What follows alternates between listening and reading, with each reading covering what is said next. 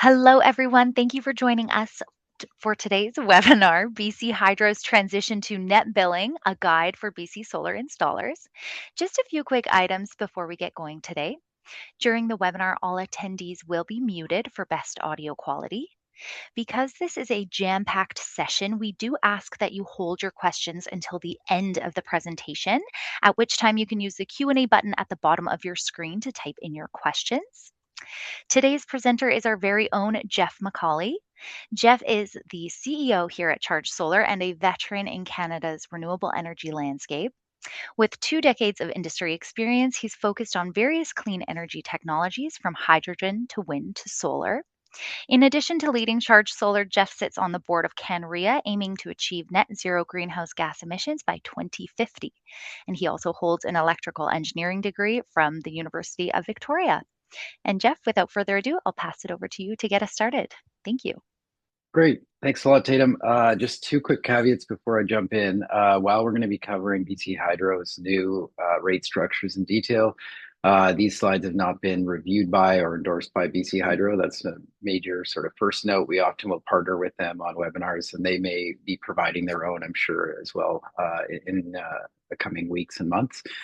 So this is Charge Solar's interpretation of BC Hydro's new rate structures as reviewed and approved by the BC Utilities Commission. We're also not going to be really delving into our opinions on this. I think there are pros and cons for sure. We were an active intervener in the rate filing, along with some of the installers in BC. And again, we're going to have views. That's not really what this session is about. This is an education session. If you're putting solar in for resi or commercial in BC, the rules are going to change. We want to educate you as soon as we could possibly get our heads around all of the rules. And yeah, we've got a few slides we're going to run through to do that. So we're going to cover a quick background. So, the rationale for why Hydro wanted to change, a quick recap on how net metering is working today. Just most of you on the call are going to know, but just to put it in contrast with net billing, we're going to cover net metering recap. Then I'll get into resi net billing, commercial net billing, and then a new program, which is called community generation. And just how that works and sort of explaining some edge cases around that. A lot of the discussion was, of course, around resi and commercial in the rate filing, but the community generation program opens up some new opportunity for you as installers in BC as well. So this is the scope. So yeah, some background. Hydro's position on why they had to change and propose, new rules, new rate structures is because there was a lot of customers, like any solar adoption curve in any other part of the world. In BC, they were starting to see a really strong growth pattern, acceleration of adoption. So they had around 15,000 customers. That's still relatively small in terms of the total quantity of customers in the province, but the year-over-year increase in quantity of applications and approvals was going up pretty rapidly. Around 132 megs of total generation. That's probably a few months outdated, but they were declaring it and describing it as exponential growth. One of the concerns is that if you're familiar with how net metering works, the value of solar is your import rate. And so marginally speaking, without getting into the detail, that's around 14 cents to start with. And then it kind of kicks down to 11 if you have a relatively large system that eliminates all of your tier two demand. So the long and short of it is Hydro didn't want to buy energy at 14 cents anymore. Their PPA rates with independent power producers, they believe will be below that. Their long range marginal forecast for costs is around 8 cents. So as the program was growing, they really didn't want to be buying significant amounts of energy at 14 cents marginally. That's really the main concern.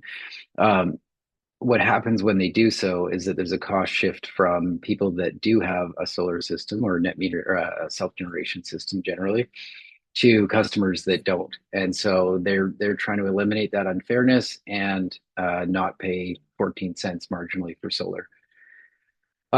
They filed for this under a general rate application in 2024, and this part of it was so I would say controversial and debated quite heavily that they separated it out into a separate rate application. So the existing one went forward for all the import rate changes that were going on. That was the 2024 rate design application.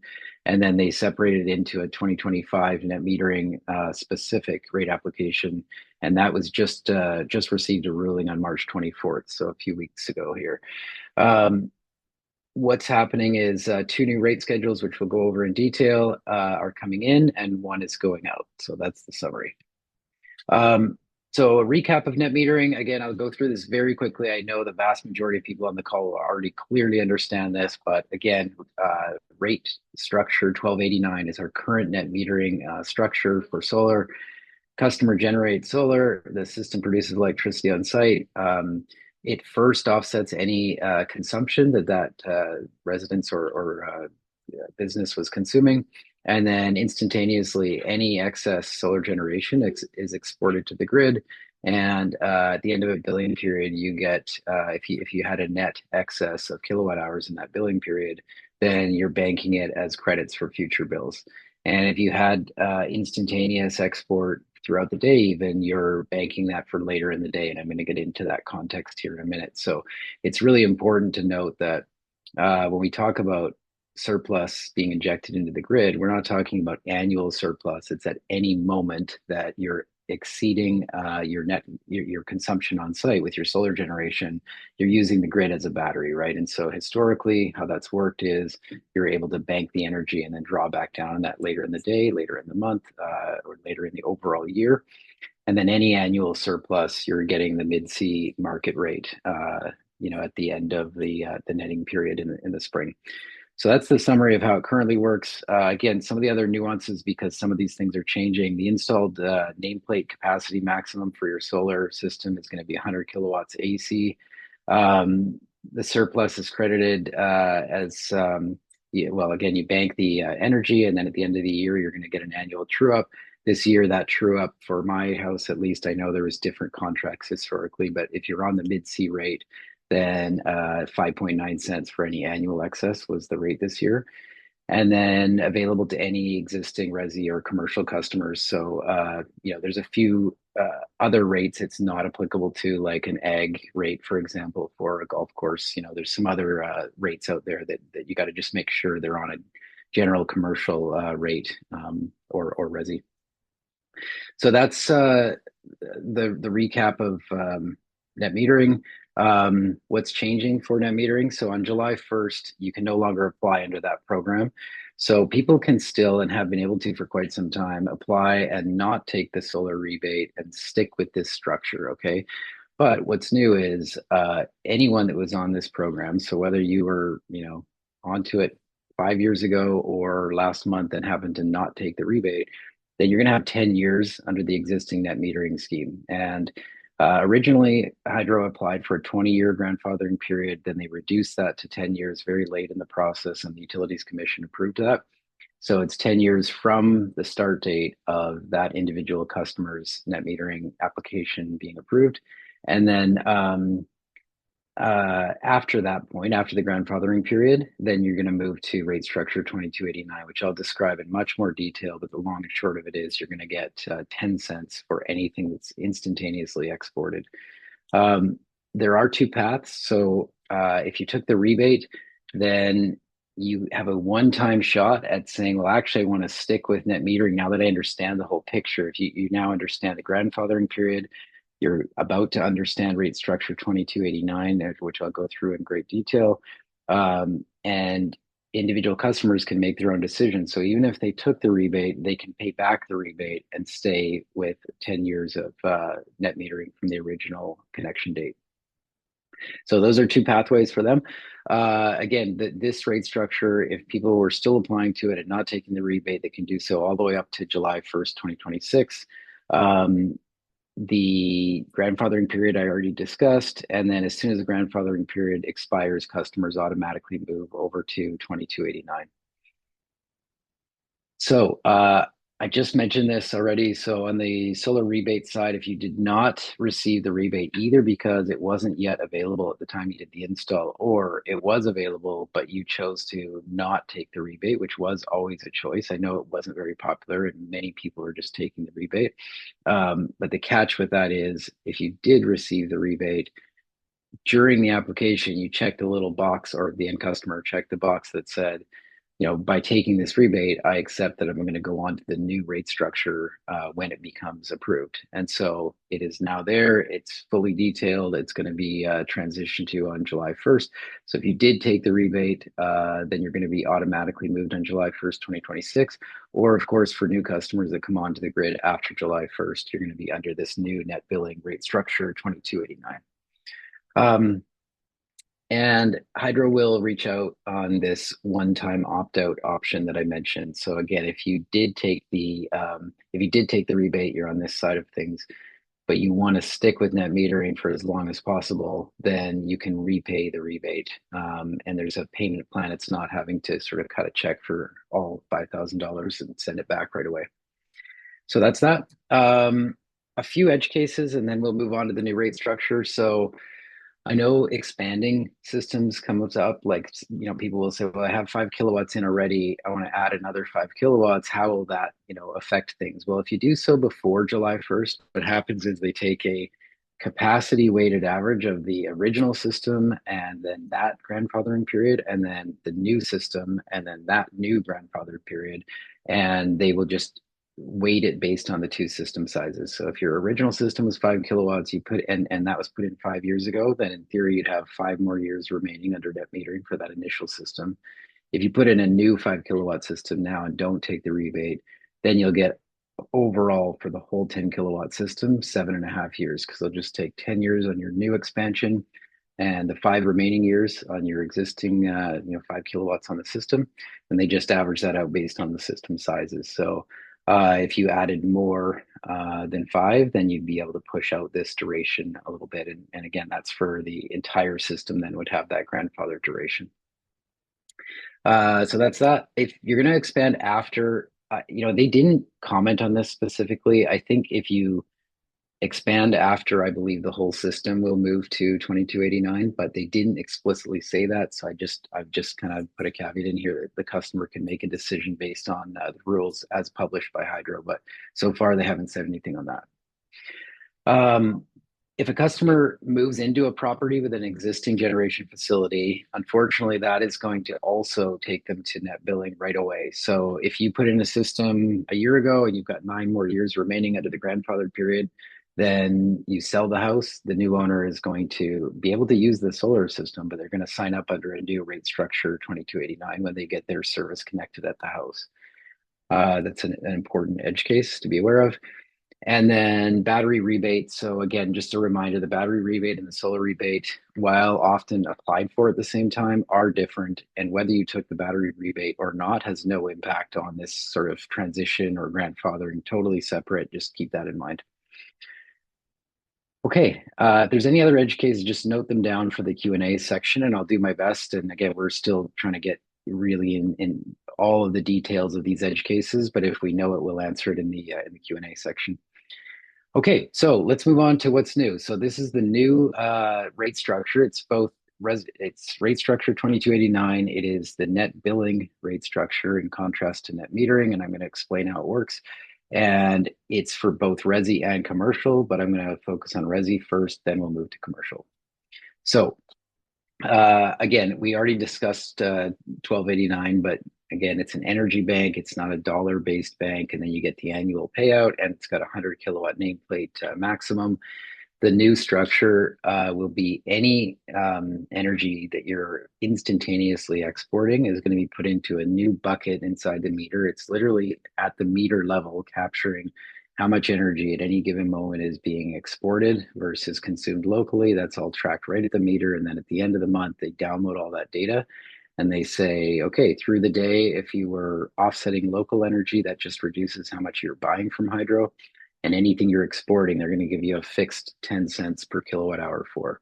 That credit for the 10-cent exported energy is applied to your account. So again, there's no 12-month banking window. It will be on every bill throughout the year. You'll now have, okay, I imported X and I exported Y, and on your import, you just saved money on what you're paying on your bill. On the export, they'll take that energy, multiply it by 10 cents, and then add it as a bill credit.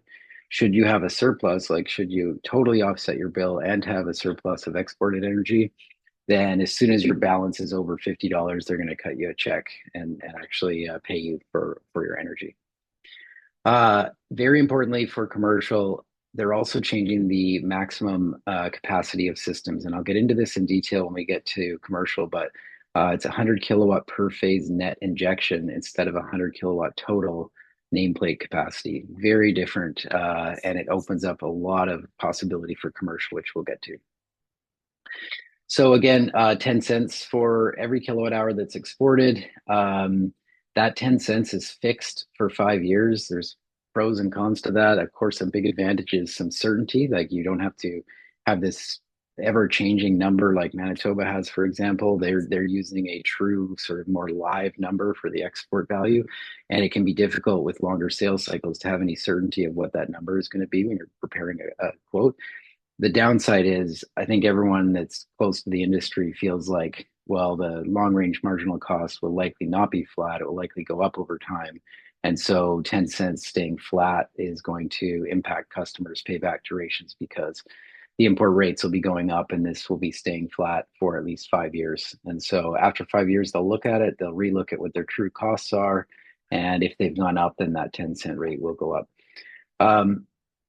We conflate the terms, net billing or this rate structure 2289 with the solar program, but it is largely the solar program. So just a quick reminder, it's over 99% of those existing customers have solar PV, with the slight small remainder being some interconnected wind systems and small run-of-river hydro. 10 cents came from an external party. I'm going to get into a little bit of detail on that. So the way that 10 cents was derived was looking at BC Hydro's long range marginal cost estimate. They believe that over the next at least 5 years, their marginal cost for new generation will be around 8 cents roughly. And then the additional 2 cents comes from acknowledging that generating energy locally means you don't have the losses of transmission and distribution, getting that energy from a dam or a wind turbine that's quite a ways away, all the way through the transmission system and then the distribution system that has losses. So they're saying energy generated locally is worth more. And so we're going to add 2 cents to the 8 cent marginal cost. That gives you 10 cents. That's the simple math of how they came up with that. And that rate, again, is fixed until April 30th, 2030. So roughly 5-year duration. Again, I've covered this already, but there's a couple of points I just want to make sure are really clear. So again, we're shifting from banking kilowatt hours to being paid for export every month or every billing period. And then anything you're offsetting locally is still valued at the full retail import rate. And so I'm going to go through an example that will make sure that's really clear.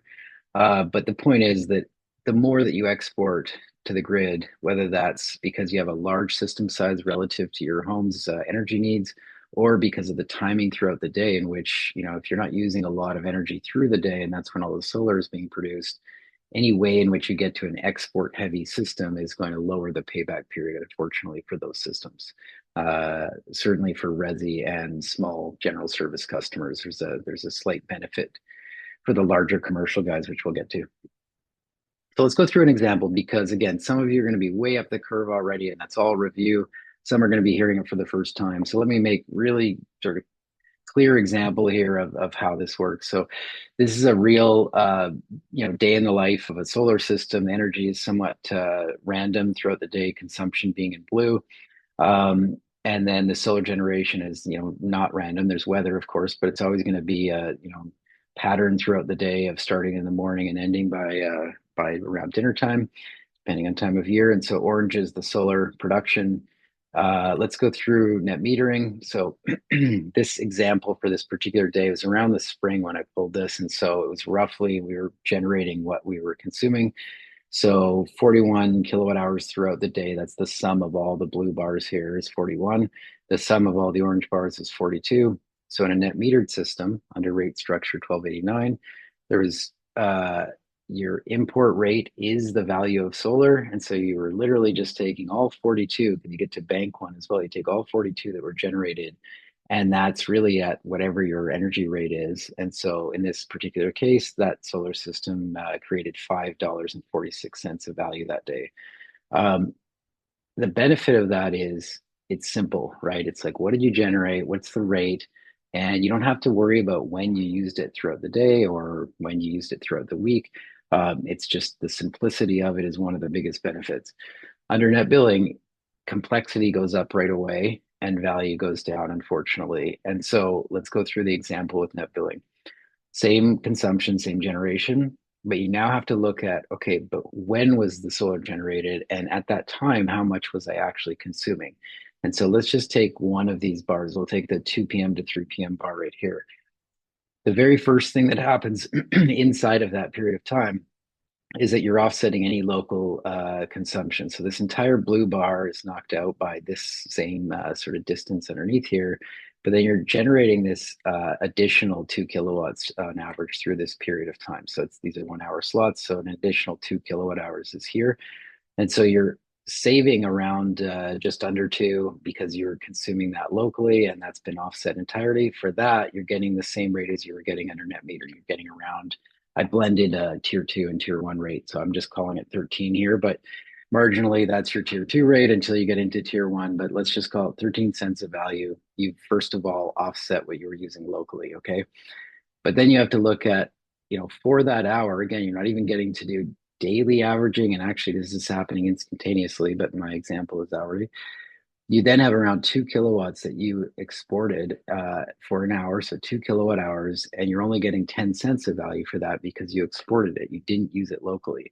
And so you have to understand that, okay, 26 throughout the day were used locally. For that, I made $3.42, but I actually exported 16 kilowatt hours. And so I only got 10 cents for the exported value. And that's only leading me to $4.97. So a 9% value reduction. Um, that 9% is just this one day, this one example.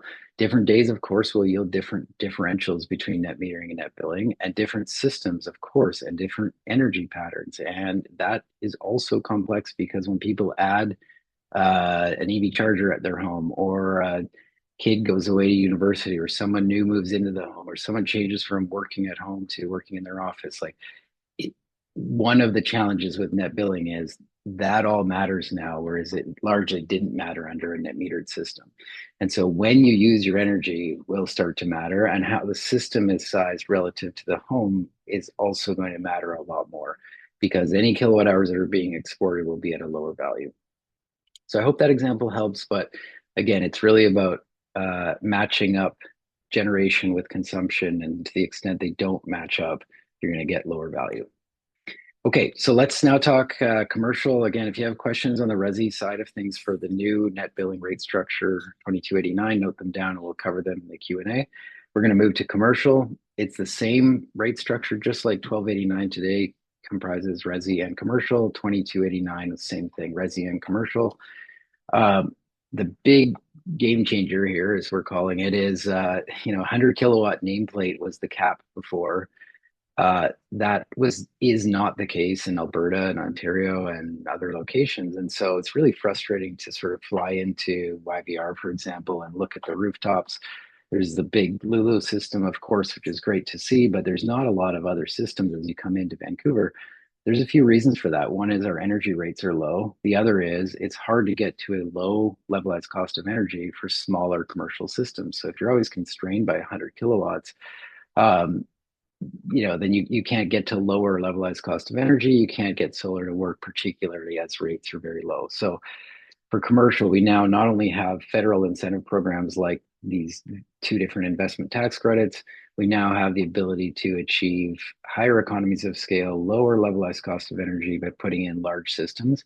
And the cap is now 100 kilowatts of net injection per phase, or around 300 kilowatts total net injection.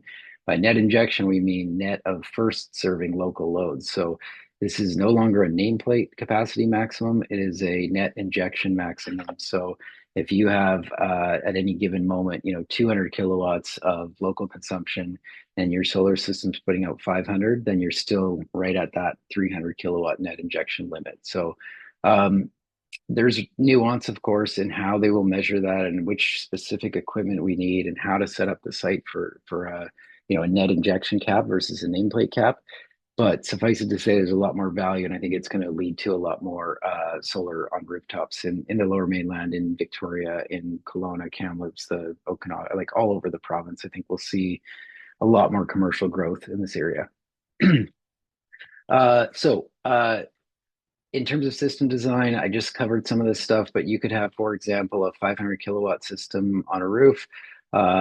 On a three-phase system, that means that you either have to have 200 kilowatts of local load or be curtailing the export from the inverter, the solar inverter, to limit yourself to 300 kilowatts if there was no load, for example. And all of the commercial inverters that we're selling have the ability to do that. And so we can in real time curtail at the inverter level to manage if there's not enough load to offset you. So we'll see a lot of systems go in that are not just 300 kilowatts from 100. I think we're going to see a lot of systems around the sort of 4, 5, 600 kilowatt range. Um, I already covered this. Okay, so let's move on to the commercial implications of this. On the rate structure side. So you still get 10 cents for export. So for small general service customers, they're paying 14 cents, just like the Resi Tier 2 rate. Well, for them, this is a net downgrade, right, for economic value. So yeah, they can put in maybe a larger system, but small general service probably can't even put in 100 kilowatts usually. So for small general service like Resi, this is a net negative economically, is our view. For medium general service, which is the next number here, it's about neutral for them because their marginal import cost right now is around 11 cents. And so to go to 10 cents on export, not a huge swing, not really a big issue. But for large general service customers, again, one of the big challenges in not having large commercial in BC is that the import rate for those customers that have big roofs, usually, as long as their load is big enough, they're paying 6.8 cents. And so anything that they export, they're getting 10 cents of value for. Now you actually want to be exporting, right? If you're at those sites. And so I think again that spread between 6.8 cents of what the value of solar was for a large commercial customer um, to get some of the solar generation that is produced at 10 cents is going to really help their economics. And the reason I say some again is because just like Resi, it depends on when that business is open through the week. What is their cooling system? If they have any electric cooling through the summer, that's an outstanding way usually to be offsetting locally, but it's going to mean they export less of their energy. If they have no electric cooling through the summer period, they're going to export a lot during the summer and make a lot of money at 10 cents, right? Versus historically only getting 6.8 cents of value. So that spread is compelling for LGS customers. Um, I think we covered this other stuff. I don't want to spend too much more time on it. I'll keep going. So I'll go through community generation next. And again, if you have commercial net metering or net billing questions, please note them down. We'll cover them in the Q&A. So again, 2289 is the new rate structure for Resi and commercial. 2290 is a brand new program, hasn't existed in BC before. There are programs like this in other parts of the world, but this is BC Hydro's first view of a publicly available community generation service rate. I'll describe what it is. So there's some key terms that matter quite a bit when you get into trying to sort of understand this. There is a community generator. This is a owner operator of a solar system. It is someone that already is a BC Hydro customer, and they're going to go on to rate structure 2289 because it's going to be not at a residence. This is going to be a larger system. It's going to be at either a large facility that has a big rooftop, or maybe a field with a ground mount system being installed. But they need to be an existing BC Hydro customer. They're going to go on to a rate structure 2290 for community generation, and it could be a lot of different types of organizations. I'm going to get into that on the next slide, but it's an existing customer. Okay, that customer is going to put in what's called a shared generation facility, and that is one single system, but it can be up to 2 megawatts in size, which is substantial. Of course, again, we haven't seen anything like that in the province for quite some time. And I'm going to explain the math and how they can get up to that level, but just suffice to say that's the maximum. And then there's going to be benefiting customers. And so what this is meant to do is say, let's say you live in an apartment building, or for whatever reason your home is not suitable for solar, you could still participate by being a member or a benefiting customer of a shared generation facility. And so that's really why they're calling it a community program, is that it's meant to open up access to solar generation to a great number of people. And so whether that's for economic benefit or clean energy mindset or whatever your sort of motivators are, if you want to get in your particular residential location or your business is not suitable, this is a new avenue for you. Um, and I should just mention, and I think I hit it in further slides as well, but the benefiting customers cannot have their own solar system and be a member of one of these generating facilities. It's really meant to open up access to people that can't be a sort of a local host for solar. So, key rules, limits, and how the credits flow. Let's go through these. So, first of all, on how you determine the maximum size of a shared generation facility. Again, the maximum limit is 2 megawatts. That was a pretty late breaking change. It was originally contemplated to be a 1 megawatt limit, so two is great. Uh, per facility, you have to sign up benefiting customers. And when you sign up benefiting customers, if they are a home, then you get 27 kilowatts of capacity added to your maximum. And if you sign up a business, you get 100 kilowatts added. That is meant to be I think I forget the exact percentile, but it's meant to be a fair amount that is near the maximum of what a residence or a business was using. So for a business, of course, it was around 100 because that was the maximum limit. And they found that roughly, don't quote me on the percentage, but over 95% of systems in BC are at or below 27 kilowatts. And so they said, okay, a home counts as 27 and a business counts as 100. And so, as an example, if you signed up 10 homes as benefiting customers and two different businesses, then you get to put in a 470 kilowatt maximum facility. If you sign up 20 businesses instead, then you can get to the 2 megawatt number with the minimal number of benefiting customers. But you basically take the number of Resi customers multiplied by 27 kilowatts, number of businesses multiplied by 100, add those two numbers together. That's your max system size. It doesn't have to be that big, but that's the max.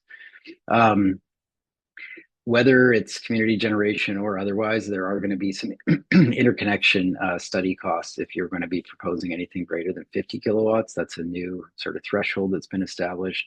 So it's just a little caveat to put in here that as you go up in system size, there's going to be that threshold. Um, it's in terms of compensation, it's the same model as commercial systems. So its rate structure 2289 is the same kind of export rate, whether it's 2289 or 2290. In either case, anything you export from that site is going to get 10 cents per kilowatt hour. The credit for the net generation flows to the community generators account first, and then it would be distributed out to all those benefiting customers. Okay, and that can be it's not necessarily pro rata with how much capacity they added over here. It can be whatever your commercial arrangement is with a couple of rules I'll go through. But let's say that I don't know, you gathered investment from those people. Well, then it could be based on that investment amount, for example, not necessarily what their local consumption was or how much they added to the maximum system size. It's really about whatever commercial arrangement you come up with.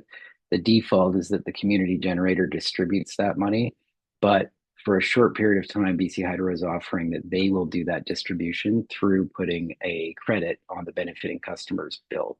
And so for 2 years, Hydro is going to do that for free should you wish to want them to administer it. And then after that, they'll charge an amount if you want to have the benefiting customers receive this as part of their BC Hydro bill credit. There are a few rules. It doesn't make sense to get into this in great detail, but there's a few rules around uh, they're trying to make it a meaningful contribution to the benefiting customers and not just signing them up to kind of create a big system and then have most of the value going to just one person.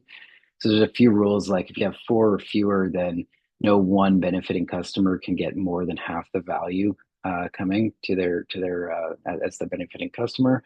Same thing, 5 to 9, no one can have more than 25%. So again, they're just trying to make it so that they're opening up access for customers that can't otherwise gain access to solar, not just signing people up so you can build a 2 megawatt system for yourself and take all the benefit for it. So there's a few rules there. And then who can participate? So again, the community generator must be an existing BC Hydro customer or an eligible resi or general service rate. It's going to be likely a general service rate here. And then benefiting customers have to have an active hydro account as well, but can't have any solar locally. And then you have to build this system after July 1st. So this is not for existing systems to sort of sign up to. This is for building new generating facilities. And then there's a slight caveat that Hydro maintains the right to publish your community generation project on their website. So that's the summary of the rules that we wanted to run through. I encourage you, if you're interested in this, to read the rate filing first, because it's the most detailed available information today. And then BC Hydro, now that it's approved, will be adding to their website over time and really, I think, fleshing out the rest of the detail on this. And I should have said earlier, the recording and slides for this will be available as well. So you're welcome to go through that in more detail later. So let's talk a little bit about real examples of where this might be used. So if you're in a strata, or multi-unit resi situation, there's going to be typically a common loads BC Hydro meter for things like street lighting or lobbies or any sort of common area loads. And you'd put the system on that meter, right? Again, subject to interconnection and capacity of the local electric system, but you'd put the generating facility on that, usually on that common load account. And then anyone inside of the strata could be benefiting back as benefiting customers, whether that's a small condo unit or a freehold, like these strata neighborhoods that exist that can also be eligible. Same thing for rental property. So in this case, it'd be more likely that well, there's common loads there as well, but that an owner of a rental facility, for example, could put in a solar system and give that benefit back out to the tenants. And maybe that's for additional marketing value. Maybe it's in exchange for rent hikes. Who knows what they're going to do for that? But if they're gaining value in some way by improving the property, by having their tenants eligible as benefiting customers, then maybe that's of incremental value for the landlord. Same thing with commercial parks or industrial sites. If someone has a large roof, but they don't have, maybe they want to share in the benefit of people that don't have large roofs in that area, or they're a company that has multiple locations, then one of their locations might have a large roof, but they want to share the benefit across multiple bills, then great, they can do that. And then finally, community and municipal projects, same sort of thing. It's a little bit like virtual net metering, but again, the exchange is in dollars. It's not in energy, whereas a lot of the virtual net metering programs, you're transferring kilowatt hours across different accounts. In this context, you are generating all the value from the kilowatt hours generated into dollars at one location, which is the shared generating facility. And then you're distributing out the value in dollars, again, either directly or through Hydro through their build credits. So to wrap up, and then we'll move to Q&A.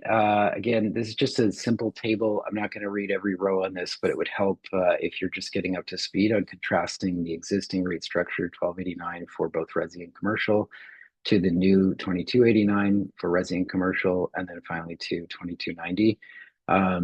You're going to see the big changes, of course, being the transition from net metering to net billing, the transition from the value of solar sometimes going down to 10 cents for anything you're exporting, and then the size limit going up pretty substantially.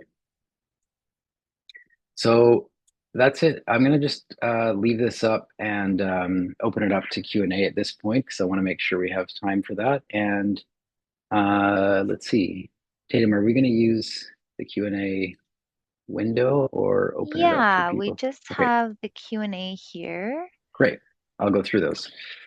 Perfect. At what system threshold does it typically make sense to stay in net metering? That's a really good question. As part of our intervening process, we ran a lot of real world data of existing solar customers.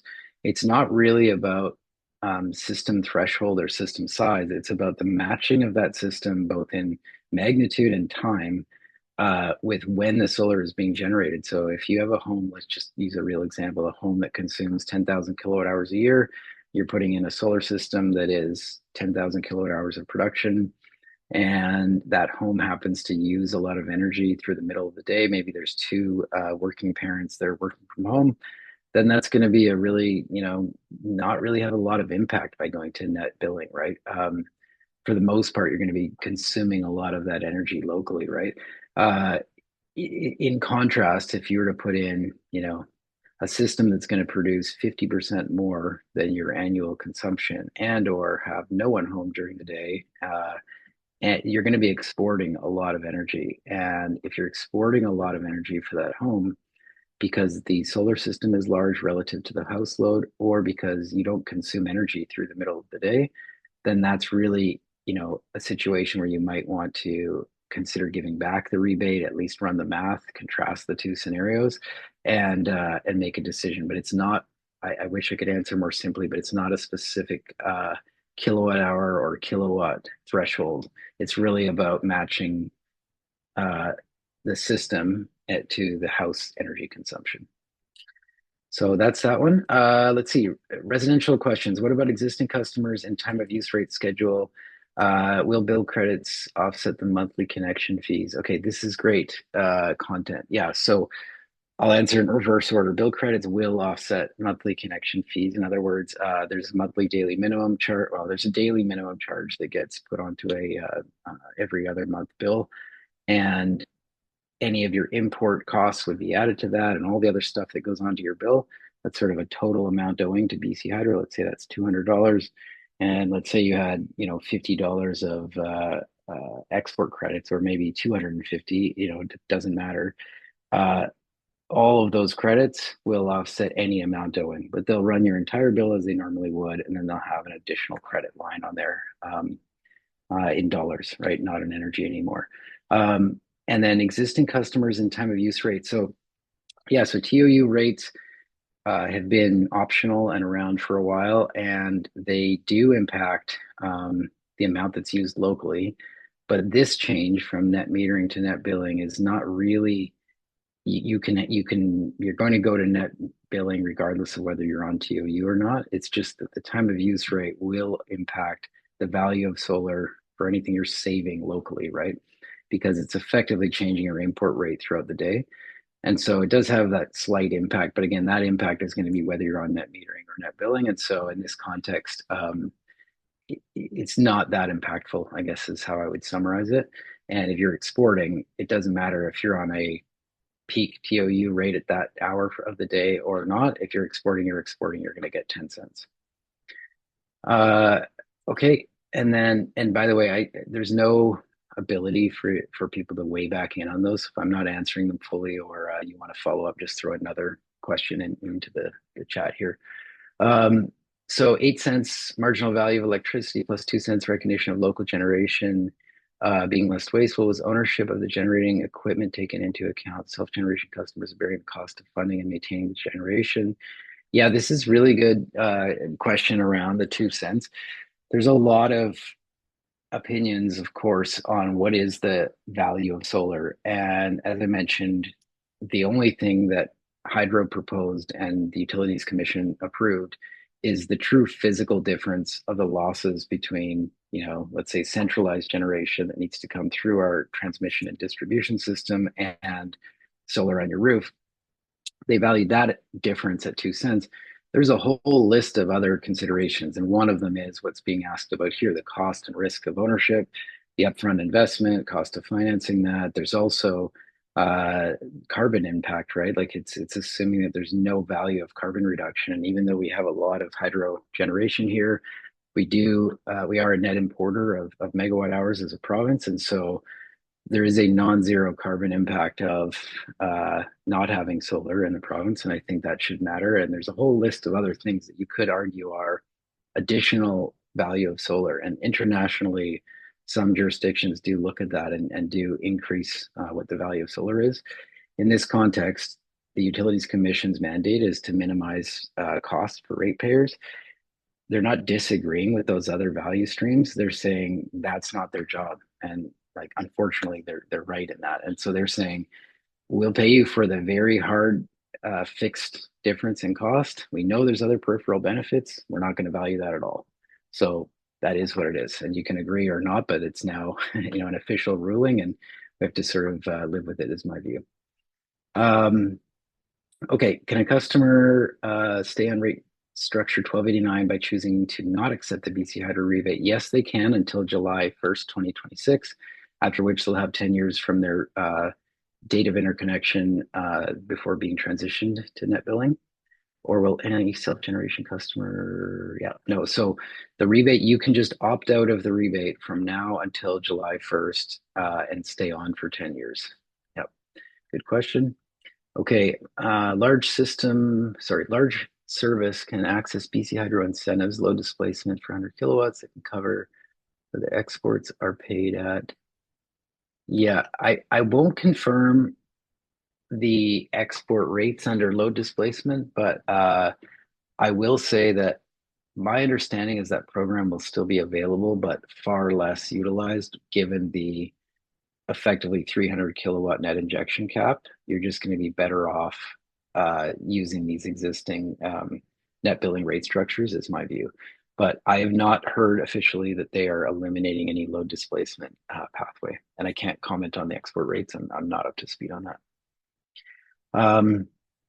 Okay, how can combining solar with batteries benefit a Resi customer enrolled in net billing? Yeah, these are outstanding questions. Okay, so uh, batteries can help. Just like TOU, you can use batteries for intraday shifting, right? So if in my example, it helps visually to go through the exported energy, everything that's sort of above this gray line here, when it's in the middle of the day and you're exporting quite a bit, you can use a battery locally to store that up and then power these loads later in the evening. And then you're not that energy from solar, you'd be effectively valuing at 13 cents versus 10. The big issue with it is we just pay so little for energy overall that even when you go from a 13-cent value to a 10-cent value, 3 cents is often not worth the round trip efficiency loss of storing solar into a battery and then back out. So if you already have a battery, or because you bought it because you wanted some backup power or for whatever other reason, sure, go ahead and experiment with TOU arbitrage and shifting through the day. Experiment with self-consumption is usually the term used for what the person is asking about here, which is intraday shifting of excess solar to other periods of the day. It physically works, of course. Economically, it largely won't pencil at a 3 cent spread. And so, Ontario, just in contrast, if you take a rebate in Ontario right now, the export rate is zero. And so a battery does pencil there. Their energy rates are around the same, a little bit higher, and then the export rate is zero. So it really does help to have a battery there. Then you get it for backup or daily arbitrage or daily self consumption. But when we're so close together between the import rate and that export rate, it's not going to economically on its own justify a battery. Happy if people want to debate that point. Okay, since we know that peak loads happen early in the day and 5 p.m. ish, would it make sense then to start putting panels facing east and west? Yeah, absolutely. This is a really important thing. Not all residential customers have the luxury of choice of which roof pitches they're going to put mods on. Often, of course, they'll start with south, but there's only, you're going to be constrained quite often. But if you had the choice, yeah, like spreading them out would create more of a tabletop shape than this kind of more south facing. You'd lower the peak and you'd expand the shoulders a little bit. Marginally that's going to help. It's not going to solve this issue. It's going to marginally help, is what I would say. So good question. If an organization has multiple services and accounts, can they hold multiple benefiting customer allocations? Yes, they can. Great question. So yeah, if you are a muni or even just like a company like ours, if you have multiple buildings in one jurisdiction, it has to be within the same, uh, gosh, I forget the term, regional district. It has to be within the same regional district or an adjacent regional district. That's the only catch. But any facilities in there, even if there's two accounts at one location, it's per meter. So if you have 2 meters and both are on even SGS rates, but they're commercial accounts, then you're going to get credit for 200 kilowatts for those 2 meters, 100 kilowatts each. Um, okay, can the muni credit be transferred to the other municipal owned accounts instead of residents or businesses? Yes, it absolutely can. And so it will just depend on what rate structure. Again, there's kind of two different topics there to keep in mind. One is that your benefiting customers help add up to your max system size. And then the other is how do you transfer value back to them? And those are kind of different topics. But in any case, if you have multiple municipal buildings, yeah, you don't have to add any residential buildings or businesses to that. You can have, as long as they're on an existing general service rate, they will both contribute to your maximum system size and be able to receive value back as benefiting customers. So yes, if it's all within the same muni, you don't even, well, I'll leave it at that. Actually, I won't get into further detail. Yes, you can do that, Greg. Okay, Sean. So does the 2290 impact any rebate opportunities? Oh, this is a good question. So I believe that here, let me go down to here.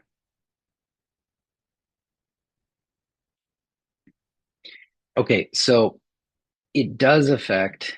So the question again, if I didn't read it clearly, does the 2290 rate structure impact any rebate opportunities? Yes, for the benefiting customers, if you had a standalone home and you chose to participate in this shared generation facility, then you can't apply for a rebate because you can't become a self-generation customer at that point, right? So long as you're part of this. So that does affect any rebates on this side. My understanding is that the community generator, should they still be a business, would still be able to apply for a rebate, but I have not confirmed that. So that's my current understanding. Please don't hold me to it. We can verify that. And I'll take a note, Sean, and follow up on that. But if it's a business, my belief is that it would still qualify under the existing $25,000 maximum business solar rebate. But let us confirm on that. Okay, Rob, is it realistic to think a muni would participate in the community generation rate? They would need to comply with the BC securities law, which most governments don't want to get involved in. Good question. I don't know, that is the short answer. I don't know how munis are impacted by securities law. So great question, something to look into. Not our area of expertise. Um, does rate structure 2290 require dedicated BC Hydro service? Yes. So this person needs to have an account with BC Hydro and an existing general service account. Well, actually, just a BC Hydro account, I should say.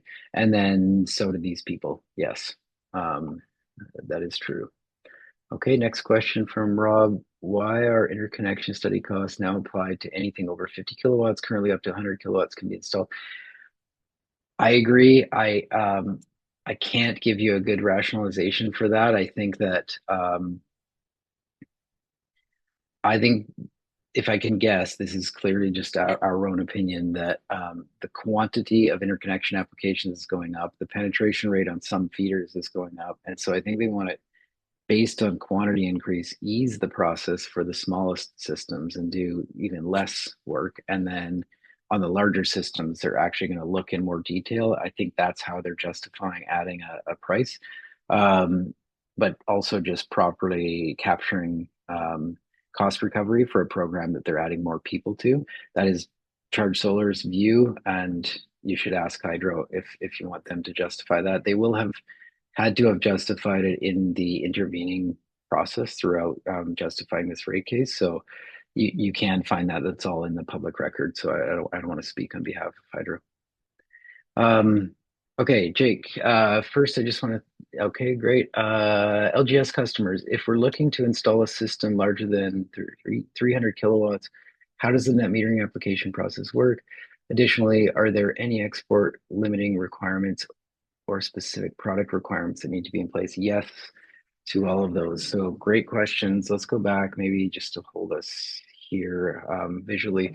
So the first part of that question is, if we want to install like a 500 kilowatt system in this example, absolutely there is, regardless of how much net injection there's going to be, they're going to look at this system size and they're going to say, okay, you're clearly above the 50 kilowatt number. You're going to need a paid interconnection study. Fine. And then they're going to look at that regardless of whether it's 51 kilowatts or 2 megawatt community generator. So they're going to look at that. Yes, that's the first part of the question.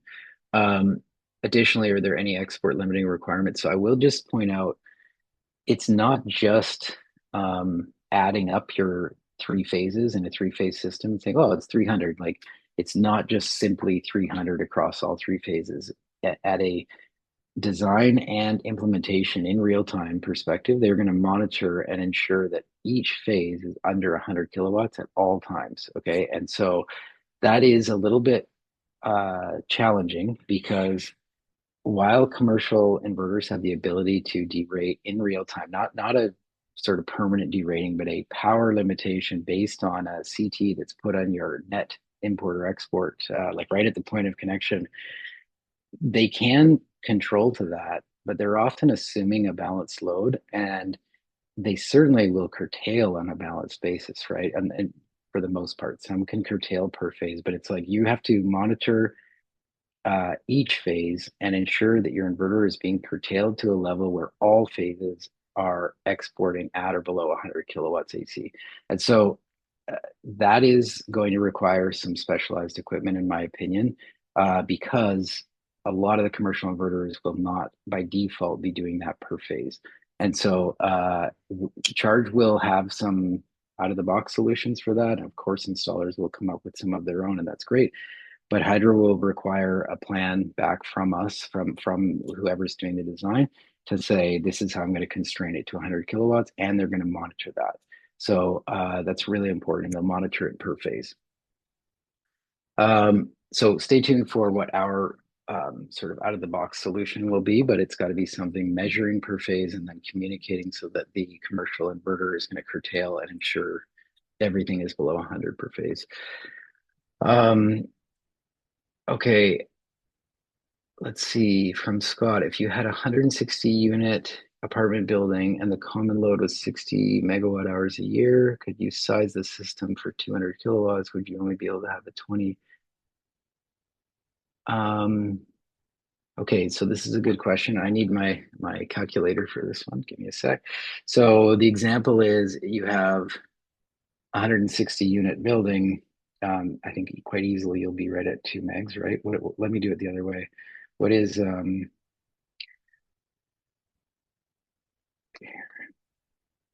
2,000 divided by 27?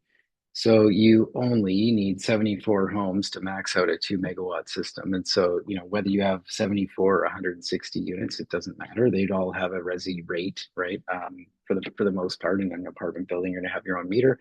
And so as soon as you have 74 residential customers, you're going to be at a 2 megawatt limit. So again, there's two different concepts always. There's how do the benefiting customers help you add up to a max shared generating facility? That's point one, and you only need 74. And then point two is how do you then redistribute the value back out to those people? So the second part of the question is um, sizing. So let's see, could you size the system for 200 kilowatts? Yeah, you can size it at whatever you want up to 2 megawatts if you had 160 units in the apartment building. And then would you only be able to have 20 apartment unit owners take advantage of that? No, you could still have, like in your example of 160 units, you'd be capped at 2 megawatts, and anything that you build below that, you could distribute on a pro rata basis back out to all 160 locations. That's no problem. So you don't have to, um, well, again, if you have 74 or more, you're not constrained on system size. And then how you distribute the value back to those locations is also up to you. And if you install a system size that's less than the maximum, of course, that's up to you as well. So all of what you're saying, in my view, is possible. And if you want a specific example, just reach out to us. Um, Okay, for community generator systems, are people subscribed for a specific amount of time? That's a great question. I don't know that, and we're going to look into that and get back to you if there's a default duration for which you're signing up. And that's really important if you have a standalone home because, again, you're blocking yourself from being able to do your own solar install. So we'll get a, is there a min duration on 2290 as a benefiting customer? Great question. I'm going to actually just flag that one because I want to come back to it. Okay, let's see, 10 years for 1289. Was that from the time the system was installed and started on 1289 or from July 1st? 20, yeah, great. Let's clarify that. So it is 10 years from specifically, I believe it's from the start of your uh, active service, so not the approval rate, but the first day in which your system was allowed to be generating under 1289. It's 10 years from that date, is my current understanding. So let's go all the way back here. So this 10-year period is this came straight out of the rate filing or the rate the approval, and it's customers individual net metering service start date is a technical term that we didn't make up. So that's the answer to that one, Greg. Okay, Misner, 2290 shared generating facilities have net injection limit up to two. No, so first of all, I just want to clarify, it's not on the shared generation facility, it's not net injection limit up to two, it's total system size up to two is how that one works. And then with the limit set according to the number and type of benefiting customers, so 24 for each residential customer and 100 kilowatts for each commercial customer. Yeah, okay, this is a really important point. I noticed that, so core to this question is there's conflicting data on whether in the shared model, let's go back to that. I use 27 here. The rate application, the Dunsky analysis, and I believe the BCUC ruling is using 27 kilowatts per home. The BC Hydro website said 24, and I did notice that as well, Ms. Noor. And I believe it's 27, and I believe it's a typo on BC Hydro's website, but I also don't think it's that material. Like the program works in this way. If for whatever reason Hydro changed that from 27 to 24, no big deal. It'll just change this math a little bit. But the ruling and the original application had 27. That's why I used 27 here. Okay, can I confirm that an existing pre-rebate solar customer accepting a battery rebate does not mean the customer must move over to 2289? Yeah, great clarification, Rick. The battery rebate does not mean that the customer has to move over as long as they either didn't take the rebate because it was, let's go back up to here. Um, so they either didn't take the rebate because it wasn't available yet, or they didn't take it because they didn't check the box, I will be automatically moved over, and then therefore they couldn't get the rebate, or because they're paying it back. Under any of those three scenarios, they didn't get the rebate on a net basis, then they won't be automatically moved over. They'll get their 10-year grandfathering period, and that is completely unimpacted by whether or when they took a battery rebate. And that's an important clarification. Okay, do you have any insights into whether other markets with net billing and multiple rate structures are calculating ROI for prospective clients? Are they using averages? It seems like it'd be very time intensive and would require some very granular data to come up with an accurate prediction. This question was submitted anonymously, but I think is maybe one of the most important questions in here. And it was the original motivation for Charge to get involved and to intervene for a year and a half on this. It's because we don't think that the rate spread that Hydro is saving between the net import rate and the export rate is worth all of the trouble of the analysis that this person is rightly pointing out. And the answer is yes. If you want an accurate view of what the ROI is going to be for the customer, you have to run an hourly analysis. Even though the netting period is instantaneous for export, hourly is the most resolved data that is both A, practical, and B, available from BC Hydro anyway for a Resi customer. And it's often the resolution of the data from your solar modeling tool. And so if you want to do this properly for any individual site, you would grab 12 months of data prior to the install, like an annual set of hourly data. And then you would grab an annual set of hourly data from the solar generation. You would align them. You would determine in which hours you were exporting it to what extent. And you'd be putting saved import costs in one column, your import rate times anything saved locally. And then you'd be putting your export rate and the amount that you're exporting in any given hour. Sometimes you're exporting and saving in the same hour as we showed. And you come up with that data. And again, as soon as they change their energy consumption pattern because they added loads, electrified something in the home, or or changed their own personal behavior in the home, then the analysis is wrong. And that was our main frustration, is that it makes installers either have to do some hand waving and be inaccurate, but still have a scalable business, or to make what I've been calling a science project out of each individual sale. And we just don't think that's very practical. And so it puts you guys as installers in my opinion, in a rough position, because you have to choose one of those two paths. And we don't like either of those paths. We don't want customers feeling like they didn't get an accurate ROI. Solar, one of the big advantages is you can pretty reasonably predict the energy generation. So in a net metering basis, what are we guessing at? We're guessing at maybe some shading final sort of analysis, and then we're guessing at the import rate inflation over time. And you're kind of done, right? Like everything else, you sort of know. As soon as you get into net billing, it's laborious to do accurately, and it's a bit dangerous to do inaccurately, and that's what we didn't like. So again, I can't. We tried to not have them go down this path. I don't want to get too far further into the emotional side of it, but it's a bit frustrating, and you hit the nail on the head in terms of the challenge. Okay. Does BC Hydro offer a template or guidance on setting up the agreements for 2290? Great question. I don't know that. They are offering to distribute the value, as I mentioned, for 2 years for free, and then after that on a cost recovery basis. I don't know if they're going to give standardized template agreements, but it's a great question. Like I said, we'll ask them and maybe have a follow up to all attendees of this session.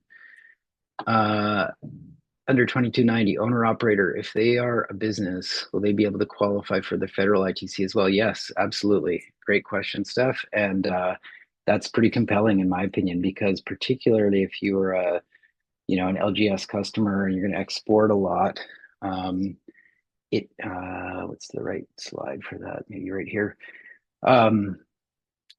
So yes, the overall economics are better because you have economies of scale of a larger system, first of all, and then you're going to get, if you're an LGS customer with a large rooftop, for example, you're now going to get more economies of scale, a larger system that you could put in, and then you're also going to get 10 cents for your export value instead of 6 point something. And so, and you, if you're a for-profit entity, you're going to get up to 30% from your federal clean technology ITC. If you are a non-for-profit or a muni or indigenous group or any non-tax paying entity in the country that is non-personal, then you're going to get up to 15% under the clean electricity ITC. And absolutely, you could claim that and participate in this program.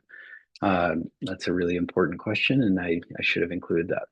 Okay, what are interconnection study costs on average to decide if a project is viable? I don't know that yet. I'm not sure if they disclose that in the process, Greg, but if they did, it'll be in the public record on the Utilities Commission website.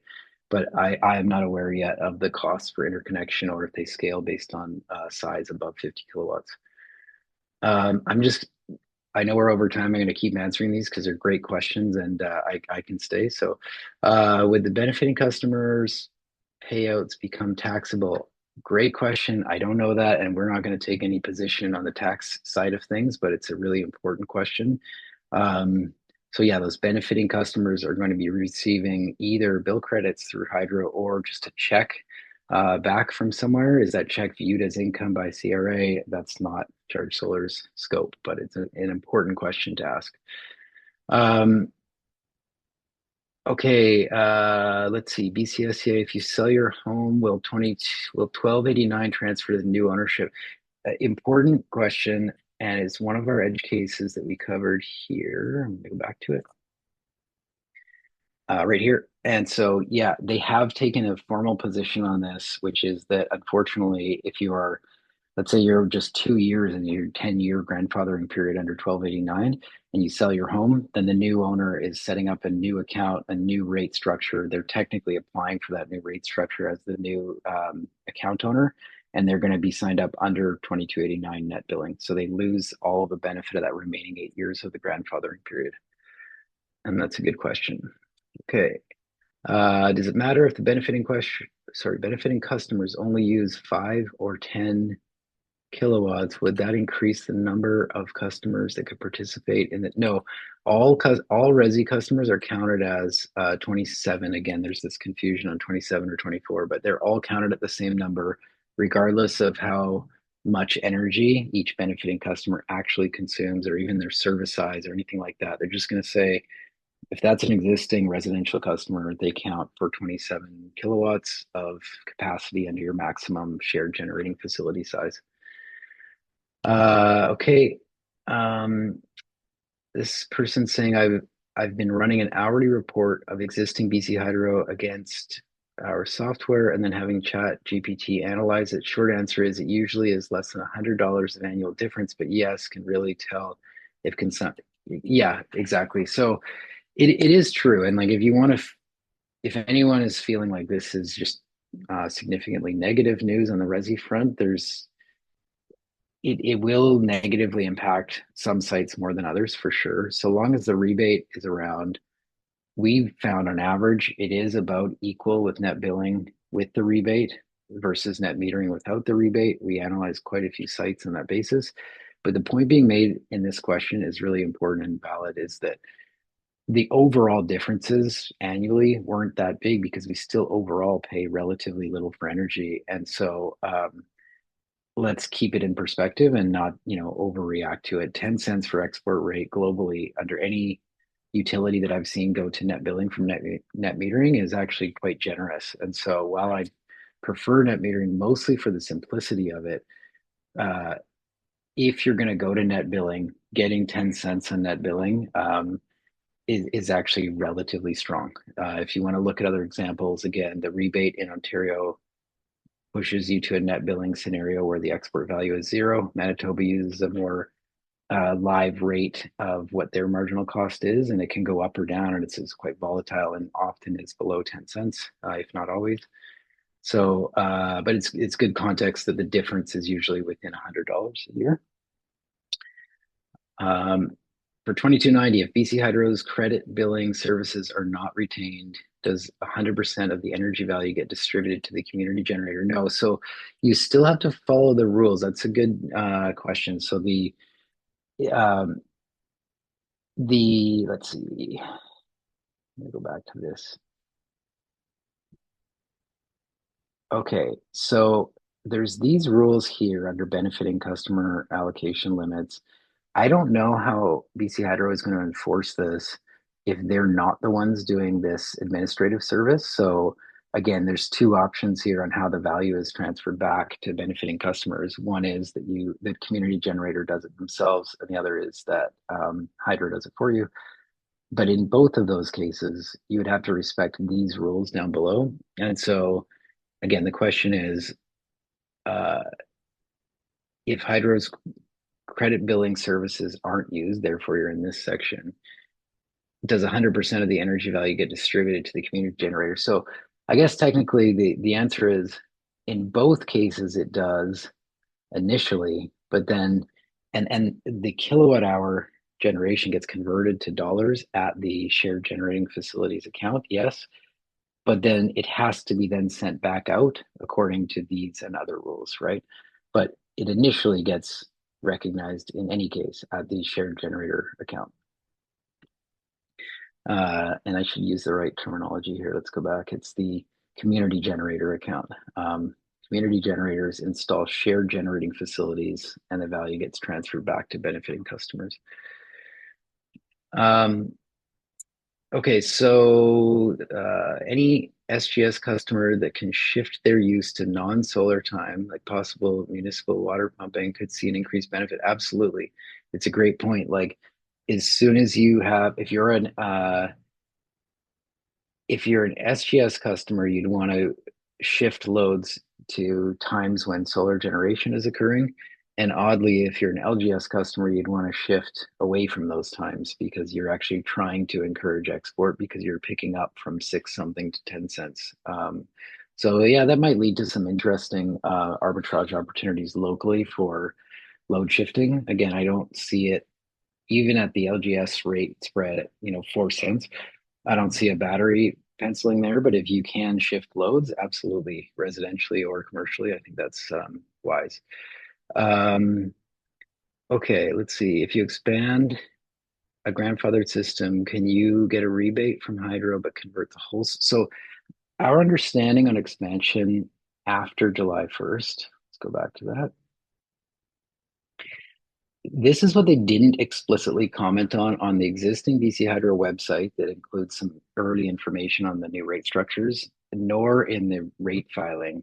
They didn't take a position on what happens here. And our understanding is that if you apply for anything new after July 1st, rebate or not, grandfather period or not, you're going to change the system. Our view is you're going to get moved.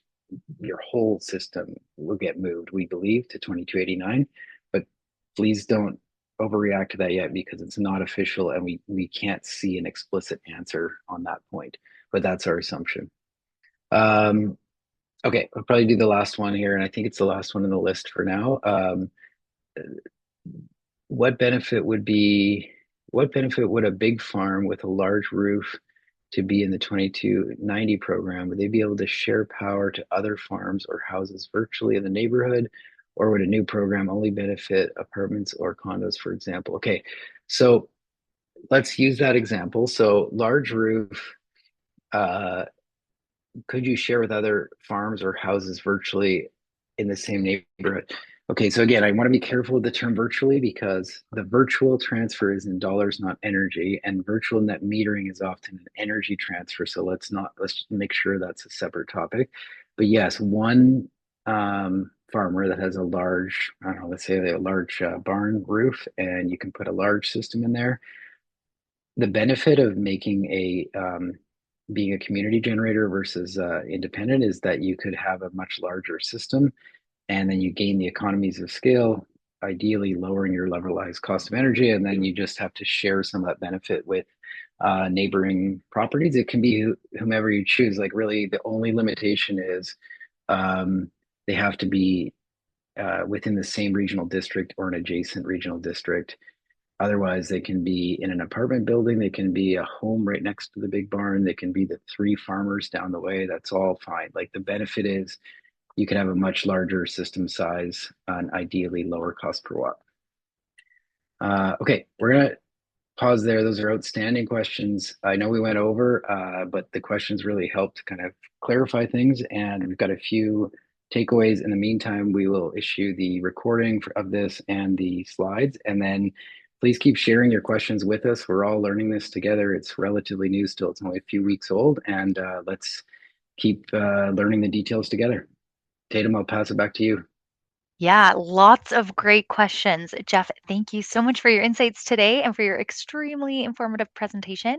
It was super educational. I learned a lot personally. Thank you to everyone who joined the call today. And as Jeff mentioned, the webinar recording and slides will be shared with all of you by the end of day today. And thanks again for being here and your engagement. And take care.